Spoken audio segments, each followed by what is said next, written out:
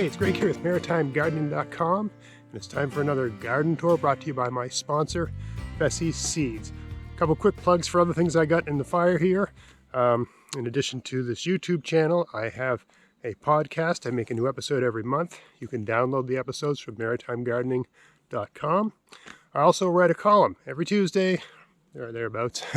I write a 1,000-word article on some topic that's on my mind related to gardening that week. And you can check that out at maritimegardening.substack.com. Also at maritimegardening.substack.com, I'm writing a book. And once a month, I put a new installment of a piece of either an entire chapter or a piece of a chapter there. So if you're subscribed to my Substack page, you can get that book in as it's being created. The long-term plan is to, whatever I've created there on Substack, edit that again and turn it into a hardcover book for sale, but that's a work in progress. Also in this video, you're going to hear the word work in progress a number of times because I wanted to have my garden perfect for this video. I got a number of things I've been working on, and I haven't got them all finished. And I didn't want to put off the garden tour any longer because it's already the middle of June. I like to do one near the beginning of each month. So you're going to hear that word work in progress a number of times, and I don't want to hijack the video talking about what I'm going to do and what I'm planning to do and all that sort of stuff. I think perhaps later in the week, so stay tuned for that, I'll do a video called Works in Progress so I can just talk through all of that. All right, anyway, let's get going. Let's have a look around. Okay, here we are at the entrance of the garden. I got potatoes growing in this bed through leaf mulch. They've come up nicely. Just for people that don't know, I got a pile of leaf mulch here. And here's where I put weeds, right? Whenever my kids weed the garden, I just tell them to dump them here. I plan to turn this into something nice and pretty, but that's a work in progress. Over here, I got, for people that have asked me about my compost situation, what I've done is I took the setup I had before and changed it. Mostly because it was falling apart, right? The lids of these were exposed to the UV and they broke down. But this part of the container seems to be a heavier grade plastic. So I just put them side by side. I basically got like raw and sort of finished. And they're sitting on in this corner of a garden here.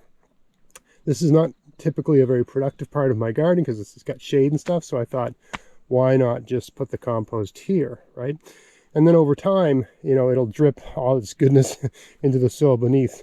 So I can consider the compost, but also the soil beneath the compost as sort of charged up good soil to use elsewhere in the garden. So that's what I'm doing.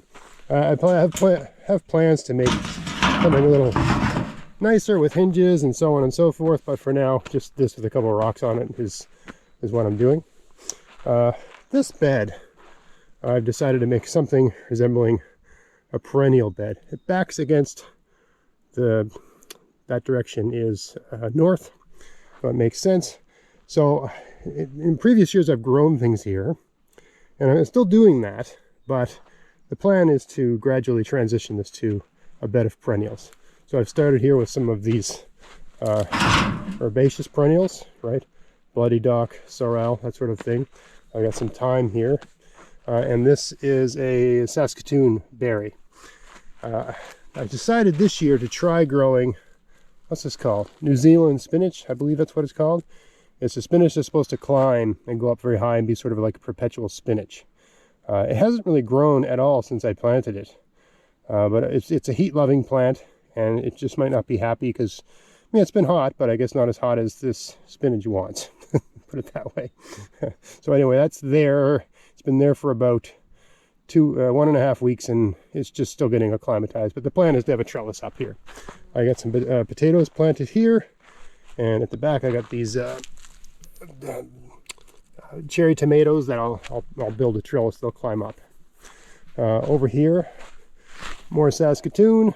Just moved, so it's not going to produce much this year. Basically Saskatoon, and this other Arona or something, Aronia, Viking berry. And in front, more, I got the oregano here and more bloody dock. This will be all mulched in.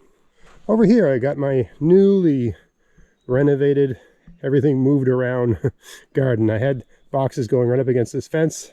Found they didn't grow very well. basically anything near the fence didn't grow well, so I decided to make a kind of weed barrier against the fence and move the boxes in it, but that way I can access them from both sides as well. The plan is to put some wood chips over all this cardboard. That's a work in progress. Here I've got potatoes, right, and going through mulch. They were planted, maybe 3 weeks ago, and they're coming up just fine. Parsnips over here, planted between strips of cardboard. I'm starting to mulch that in. They're coming up nice. They're about 6 inches high, so it's time to mulch. Here I got some lettuce that I moved from another location. Same here. I had cabbage planted here. It all came up, it all germinated, and it all disappeared in one night. So I have to rethink my strategy for planting cabbage. Might have to do a transplant type situation. So I just moved some lettuce from another bed here, and then I'll put something else here when the lettuce is done. And I just mulched it with cardboard because that's what I had kicking around. Here I've got carrots. Not really obvious, a lot of weeds, that sort of thing. Work in progress, but you can see that's a carrot, right? And if you look closely, there's a row of carrots. They're just small. I just need to develop. It doesn't matter because the carrots, I'm not going to harvest them until like October anyway, so it's fine. And here I've got beets, a couple bare spots, and all I'll do is just, when I'm thinning the beets, I take beets from where they're thick and put them into the bare spots. So in a few weeks, a work in progress, right? This will be evenly spaced beets and mulched. That's the plan. Rhubarb's been harvested heavily. My mom and a neighbor wanted some, so pretty much I might do one more harvest, but you don't want to really harvest too much of your rhubarb. You can see this one here has gone to flower. I've cut off all the flowers except this is a new one. Whenever you see them go to flower like that, cut that off before they even develop. It just draws energy away from the rhubarb, and you don't want the flower, okay? And I wouldn't even bother with the seeds because it's easier just to cut off a hunk of the root and plant that. Over here, I've got peas that I planted in April, and as I always do, I got potatoes on either side of the peas, and those have come up. Right, so the peas are coming up nice, and I'm using this wire remesh trellis, but also every once in a while I'll put a line of jute twine to just pull them in to the trellis so they don't fall down. I mean, they're pretty good at holding on and grabbing the trellis, but they don't always do it in a predictable way. And we got really strong winds and gusts and stuff like here, and then the whole thing can be ripped right off the trellis with a good wind sometimes. That's no good. You can see I've put these braces in. The higher these get, it becomes like a giant sail. I need another set of braces on the other pole over there. You just have to have them, otherwise a really good storm or gust will take the whole thing down, no matter how strong it is. I suppose you could have really heavy poles and drive them really deep, but it's so much easier just to have cross members like that. Here I got one of my garlic beds planted last fall, coming in really strong. Here I've got, you can see the beans, right? Beans coming down. They've just been planted. And this is spinach I planted back in April. And the spinach is starting, you can see it's starting to bolt, right? So it's time really to harvest all of it, right? Once you see it start to bolt like that, you can't bargain with your spinach. It still tastes good. Once it starts to bolt like that, I find it's better as a cooked green, but it's perfectly fine as a cooked green. So it's time to really harvest all that spinach and either preserve it in bricks in the freezer or just use it up right away, sort of thing, in large healthy spinach dishes, and maybe plant something else along the sides, maybe a late crop of potatoes, or maybe bush beans, because I've got some bush beans I need to plant somewhere. And if I can get them in soon enough before these pole beans get too high, they'll get enough sun to grow well. That's what I'm thinking anyway. Here I've got a bed of beets. I had beets on this side and Brussels sprouts on this side. And just like my cabbage, all the Brussels sprouts germinated, grew, and then vanished pretty much over. I had a busy week where there were about 4 days I just didn't come out in the garden. And when I finally got to the garden, the cabbage and the Brussels sprouts were gone. So what I've been doing is just, these have to be thinned anyway. Not beets, sorry. This is Swiss chard. If I said beets, that's wrong. They look like beets, but they're Swiss chard. So I have to thin these anyway, so I pluck them out and I've been placing them spaced out nicely along here. So there's just, instead of this being a bed with, you know, half Brussels sprouts and half Swiss chard, it'll be all Swiss chard. This is some basil that I started indoors. I think it's still growing, but it does not look happy. I moved it out maybe a bit too early, or maybe I didn't harden it off properly. It's funny because I hardened everything off, and everything that I grew indoors hardened off just fine except this basil. So I'm inclined to just let it do its thing. But as you can see, I moved some Swiss chard. It looks very unhappy, but it will recover. And if it doesn't recover, I still haven't finished thinning that for a reason, right? So I can still move some over. It's just like my reserve army of Swiss chard. But most of them seem to be recuperating. Even ones like this where you can see it's just totally spent, right? But you can see healthy new growth coming up there. So that'll be fine. It's just going to be a bit behind, but it'll all even out, right? And then I don't really harvest Swiss chard in a meaningful way till we start getting frosts anyway. So I got lots of time to work with this bed and bring that along. That's fine. Over here, I got cucumbers, dill, and parsley. Right, you can see the cucumbers coming up here. Looks like whatever I planted here didn't germinate, so I have to maybe plant a couple more. And you can see the dill. That's the dill there. Parsley's not up yet, but I just planted that, so it needs a bit more time. Here I've got the tomatoes that I started indoors, all mulched up, and took them about a week to adjust to being outdoors, and now they're starting to put on new growth. And these are I can't remember the variety, Perennial or something like that. It's supposed to be a sweet tasting sort of cluster type tomato. We're looking forward to that. Down here at this corner of the garden, which always has weeds coming in from outside, right? I decided to do something a little bit different this year. Here, I just had some parsnips that never got over in one of these beds. I had parsnips that survived the winter, big ones. So I plucked them out and I stuck them in the ground here so they could go to seed. Not to save the seeds, because I think these are a hybrid variety, but just because the parsnip seed attracts some beneficial insects, so it's nice to have them around. I also moved some of my own wild kale that survived the winter, which usually wild kale, like my own kale, does not survive the winter. But last year we had a mild winter and it did survive. So I moved them over here so they could go to seed and I could collect the seeds. You can see they got the flowers here, but they also are starting to form seed pods. That's what that is. Right, there's another parsnip there. And I'm just going to mulch that heavily. And in this corner, what I've decided to do, since this corner is as far from the fence as possible and it gets decent sun, is I've got some pumpkins planted. I got too many, right? These have to be moved. I'm going to have one pumpkin here, and I'm going to train them to fill up this whole area with their leaves, right? And I have to either cull out the smaller ones here, right, and move them somewhere else. Here I got 3 kale that survived the winter. Look at the slugs on this kale. Look at the slug action. They're everywhere. Right? I mean, this slugs and snails. Right? This is why it's so challenging to grow brassicas here.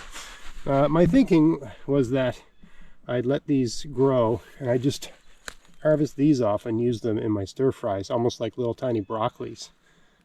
That's the plan, but I keep forgetting to do it. So it just keeps going to flower.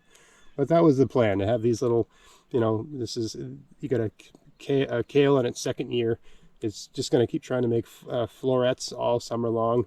And I thought I could just pick those off and use them in various cooked dishes. But boy, these slugs are really going to town.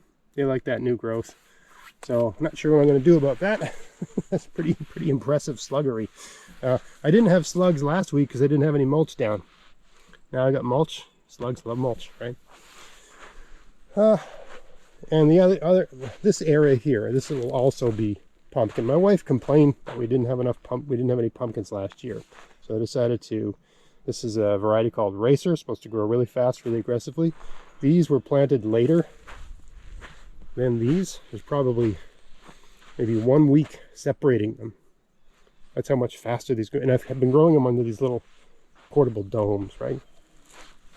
So I got 2 here, 1 here, and I'm going to have 1 here. I planted 2 seeds here, but they still haven't germinated.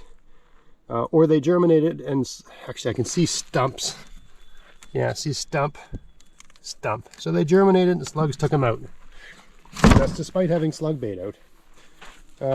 Pumpkin's one of those things, once it gets to a certain size, it's slug proof. When it's like this, it's still vulnerable because these leaves are smooth and the stem is smooth. But any plant like that, any you know, cucurbit, cucumber, zucchini, whatever. Once it gets to this size, the stems are spiny and the leaves are spiny. Right? You can notice how this leaf is fundamentally different than this leaf. Okay, so once it gets like that, it's slug proof. For whatever reason, the slugs don't like that texture. So as long as these ones can survive, they'll grow just fine.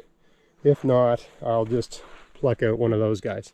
But the idea is this whole area here, right? The vines will be trained to take over the area, right? I'll have cardboard, I'll have mulch down, and the pumpkins will just run the show. I got some sunchokes here.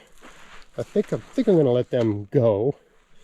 I really don't want to have sunchokes in this part of my garden, but I haven't decided what I'm going to do with this little section here. I got ideas, work in progress.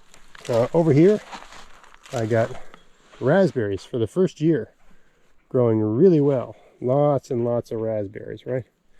So I think this is the first year I'm probably going to be able to make a raspberry jam. Every year I've grown raspberries, rabbits have found their way in my garden and taken them out. So I put this little chicken wire around the base and it seems to have worked.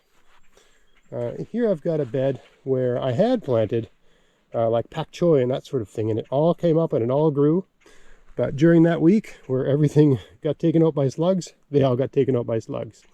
So I was at a grocery store and I noticed they had some transplants and they had callaloo. This is callaloo. And I was so excited to grow it because I love callaloo and it's so hard to get a hold of. It's kind of like a perpetual green, like a spinach green. I've never grown it before. But they were just right there and I thought, why don't I just stick those in the ground, right? So that's what's growing on this side. And this is a kind of a mustard green that you grow as a cooked green that I just grew later on. I had little transplant cells in my driveway where it's nice and hot because of the asphalt. And I've got a little bit of a nursery there of second wave things to grow. So it's sort of like a greenhouse that isn't a greenhouse. Anyway, I just popped these in the ground a few days ago. They seem to be doing good. I'm not going to mulch them right yet. The plants have to be reasonably mature before you mulch them, or slugs and snails will just kill them. So I'm going to wait maybe another week or so before I mulch this. Then it'll stay mulched until, well, for the whole summer. These are fast growing, right? These were only, like I stuck them in the seed trays maybe 3 weeks ago. Very fast growing. So I'm looking forward to eating those. Strawberries, doing great. You can see that I extended all the beds here. And that's why there's nothing growing here, because the bed was extended 2 feet. Because I just had this big, wide walking path here, which made no sense, right? So anyway, I got lots of nice strawberries forming up here. Should get a few good jars of jam out of that.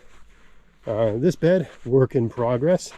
What I've planted here, despite all the colt's foot, which is a wonderful green, salad green or cooked green. Maybe I should do a video on that.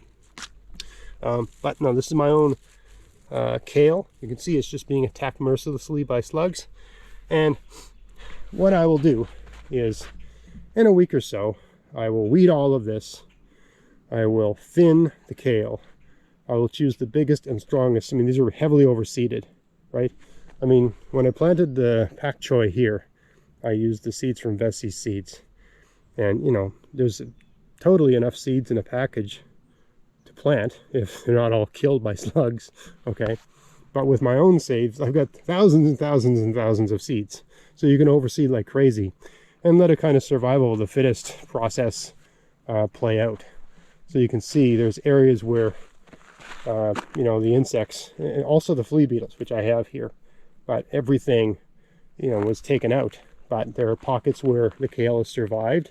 And you can see that, right? This is the kale as that leaf shape, right? Everything else is weeds here, although this is a fine edible weed. So this will all be thinned, repositioned, and I'll have a really nice kale bed. But right now it looks like crap. Work in progress. Different approach here, right? This was an unbelievably weedy mess. You can believe that. But I just hoed the whole thing, put cardboard down, cut holes in the cardboard, and planted winter squash. That's what's growing here. Each of these cells, each of these holes has a winter squash coming out. That's a really simple way to control weeds, right? Once the squash is of size, I'll just put grass clippings over the whole thing to mulch it, right? And sometime in October, all this cardboard will be gone. I'll have lots of zucchini in August and September. Over here, I got this wonderful lettuce. I can't remember the variety. It's my first year growing it. It's a kind of romaine lettuce, but it's coming in. It's coming in beautifully, right? So I'm really looking forward to having that. Looks really good, right? So we'll see. I've also, as you can see, planted peppers in here because this garden gets really good sun. So I decided to make a pepper bed. I just transplanted these from indoors to outdoors about a week ago, right? So maybe a couple of them got taken out by slugs or cutworms immediately. You can see some slug damage on this guy, right? But unlike the other things which were completely destroyed by the slugs, I could mediate. So you can see down at the base of the plant, I don't know if you can see that, but I got just a couple of pellets of slug bait, right? And hopefully the slugs, you know, they mosey up to the stalk, to the stem, and then they smell the slug bait and they go for that and leave my plant alone. It seems to have stopped the damage because I had one right there and it disappeared. All right, so I'll reposition one of them to take that spot because I kind of want them well spaced out. But this will be a bed of peppers. And over here I got zucchini. Same approach as the squash over there, right? Where I put this is leaf bags, cut holes in the bag, you know, lay the bags down to smother out any weeds, and then cut holes, plant your seeds. I plant about 2 zucchini per hole, hoping that at least one of them survives the slug damage. And so, you know, I don't know, in about a month, this should be a pretty impressive thing you see when you walk into the garden, right? You'll have Mr. Salt greeting you in a forest of zucchini growing right there. That's the idea anyway. Over here, last year, this bed, I tried to grow beets, and they were the most pathetic beets I'd ever seen. I hypothesized that the soil was acidic, and that was the problem. That's why the beets grew poorly. So this year, I just planted potatoes. And I mean, they look really nice and healthy. This is the first potatoes I planted. They're red New Orleans. You can see they're kind of all those spots. That's damage from flea beetles. Okay, but that's okay. The plant will still get. The plants are still healthy. They're still growing great, and the flea beetles won't bother the actual potatoes. But I just stuck the potatoes in the ground, put a mulch down, and these are coming in great because potatoes don't mind acidic soil. So, you know, this might just be I mean, it's not good to plant the same thing in the same place year after year. But I think for a few years I'll plant potatoes here just because for whatever reason the soil is so acidic. It's so much work to deacidify soil, right? Adding lime and trying to figure out that equation that I just decided to leave it as potatoes. Here I got onions growing over mulch and a whole bed of onions, Styrian onions. This one is a bed of garlic. Here I've got my asparagus bed, which has some asparagus, but it's kind of sporadic asparagus. But I've noticed in various parts of my garden, asparagus just comes up wild from time to time. Anyway, the plan is to have this to be a asparagus garden over time. It's kind of that, but not exactly the way I'd like. Over here I got my grapes that I moved almost 2 years ago, and they're coming back in. I'm starting to train them along this trellis system, and that's a work in progress. But you know, in a few years I'll have this wall of grapes. But right now they are producing fruit, but mainly I need the leaves to make my pickles, right? Cucumbers. Lingonberries, partridge berries are flowering. I don't see any berries yet. Hoping this is the year, right? This is probably year 4 for these, and I still haven't gotten a good harvest. So some things just take time. This is the strawberries that I just planted this year, and they're coming in fine. I've got this heavy paper mulch type situation here to control the weeds. A few weeds still poking through, like this unbelievably tenacious bindweed, the worst weed ever. I've got a little bindweed in my garden, and man, it is the worst. Right, you really have to stay on top of it, and really the only way to control it is to mulch heavily with something like paper, right, or cardboard.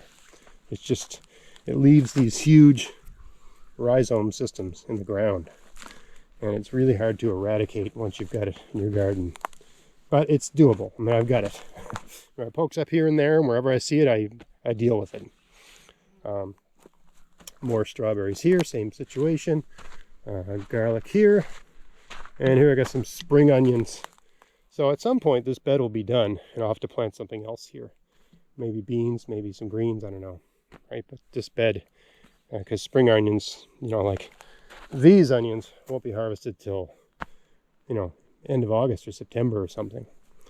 But these are faster growing, and they're meant to be used, right? These are spring onions. Over here, the blueberries.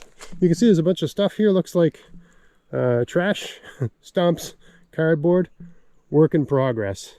I won't go into it here, but it's all about establishing a perimeter, holding them down with the stumps, and using the wood chips that got delivered recently. I got a big pile of wood chips in the driveway to cover all of that and smother out these weeds that seem to be causing like that, right?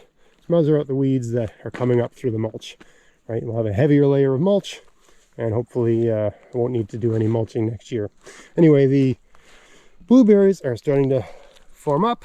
They're doing great, and that is despite the fact that my blueberries have a little witch's broom. So as hypothesized, the witch's broom is not going to compromise the harvest. Last year these blueberries didn't really produce because they had been moved, but it looks like this year I'm going to get a pretty decent harvest out of them.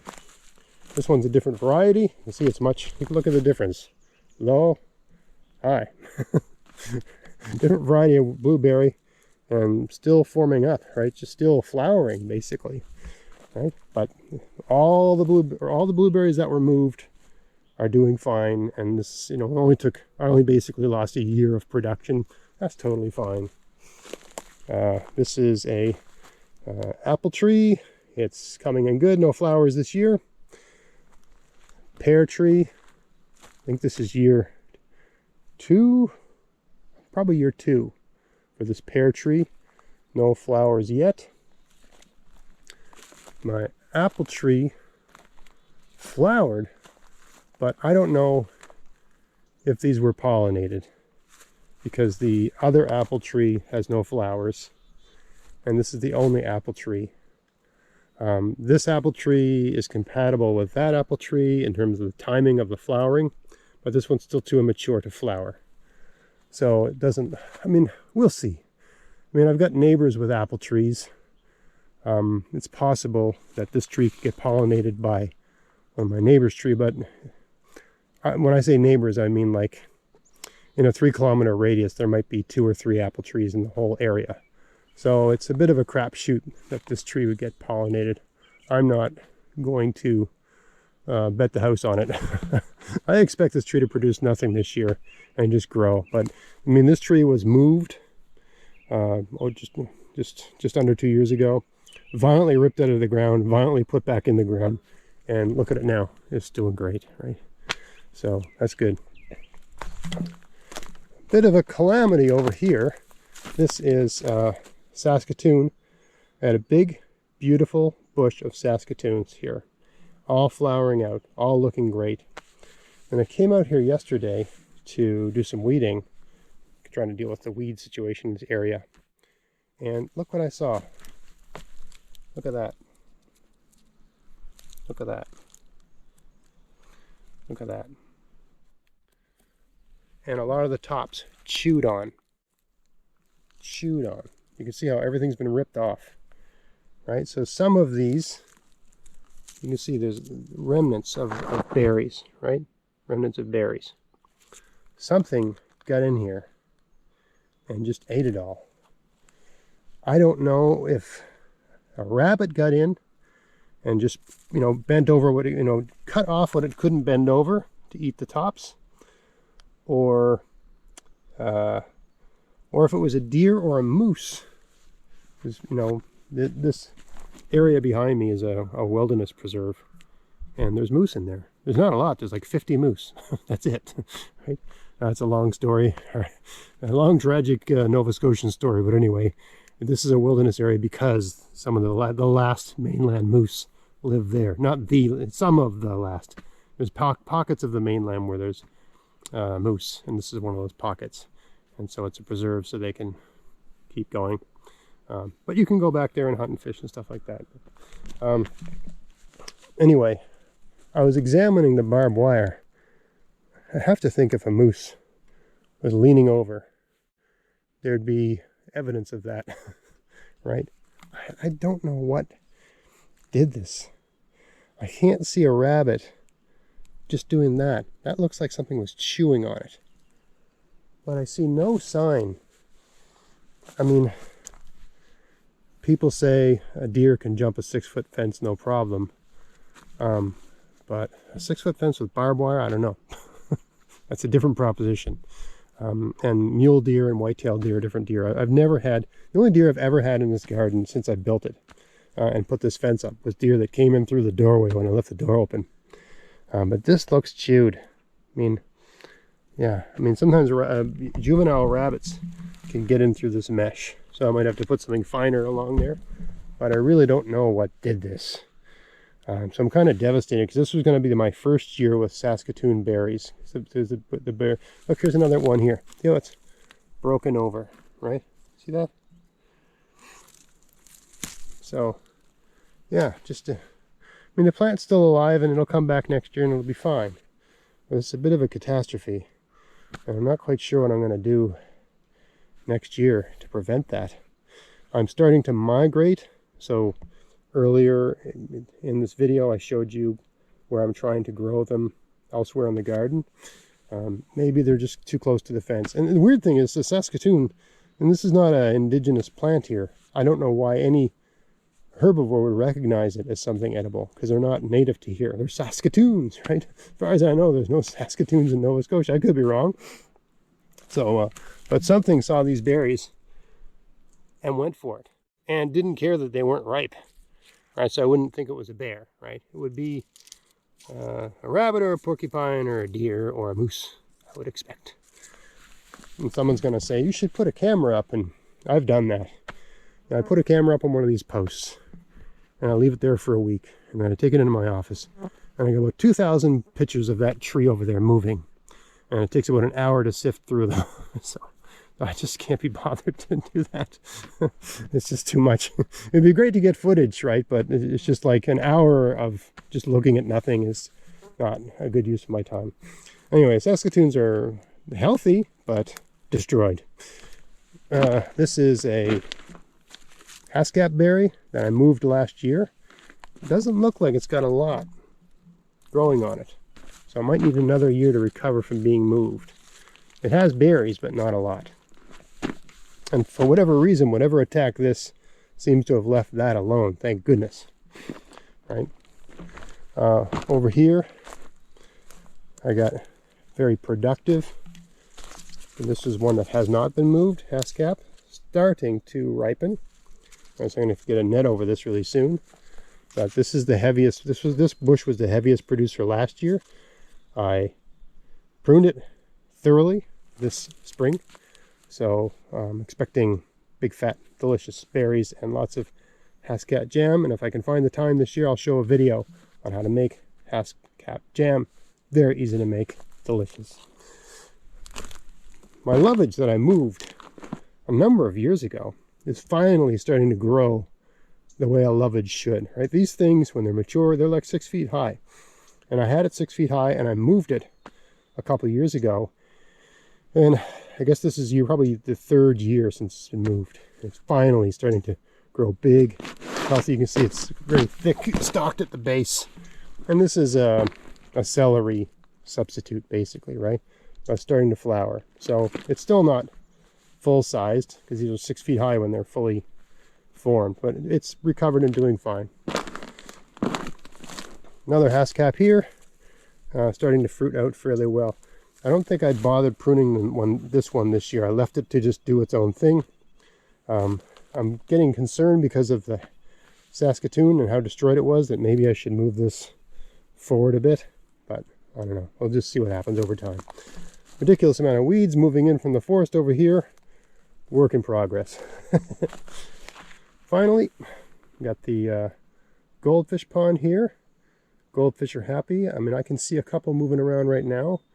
If I move in to give you a closer look, they'll probably run away because they're very, very skittish. I'm also running low on battery here. But yeah, there's one over there.